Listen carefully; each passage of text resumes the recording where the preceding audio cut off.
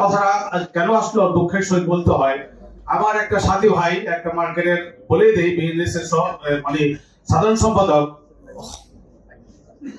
মাত্র 1 মাস আগে সে অ্যারেস্ট হয়েছেন সামান্য একটা ব্যাপার। সে কিন্তু আমাদের ঢাকা উত্তরা ব্যবসায়ী জুড়ে ভালো একটা নেতৃত্ব দিয়েছে, অলওয়েজ তাকে আমরা পেতাম। আমি আশা করবো ওনার সম্বন্ধে শহীদ ভাই একটু বাকি বিশ্লেষণ করবেন। আমরা যে কোনো অনুষ্ঠানে, যেহেতু আমরা ব্যবসায়ী, আমরা সব দলের মানুষ, যখন যে দাওয়াত দিবে, যেমন আজকে আমাদের সামনে কপিল ভাইয়ের সাথে আমাদের ভালো একটা সম্পর্ক বিদায় দিয়েছে, আমি তার মার্ক দিয়ে দিই, তার মার্ক আজকে এখানে দিয়ে দেবো। যদি আপনারা বিশ্লেষণ করেন একজন যোগ্য নেত্রী হিসাবে, উনি একজন যোগ্য নেত্রী হিসেবে আপনি বিশ্লেষণ করেন, আমি তো মার্ক হিসেবে দেবো 70%। আরো তো ক্যান্ডিডেট আছেন 70% এবং 30%। আমরা খালি করেছি, আমি কিন্তু কোনো দলের নয়।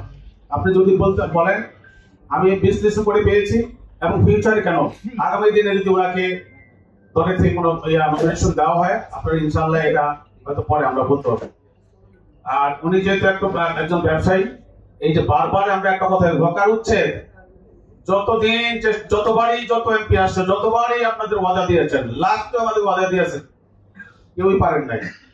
আমি আশা করি কপিল ভাই যদি আসেন, উনি আমাদের সাথে থাকবেন, আপনি হকার উচ্ছেদের ব্যাপারে উনি আমাদের সার্বিক সহযোগিতা করবেন। তা আমি আমার বক্তব্য দীর্ঘায়িত করে আপনাদের সময় নষ্ট করতে চাচ্ছি না।